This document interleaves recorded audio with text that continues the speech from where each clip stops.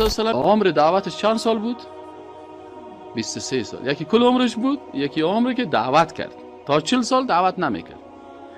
بعد از 40 سالگی دعوت کرد تا 63 سالگی. 23 سال عمر دعوتش بود.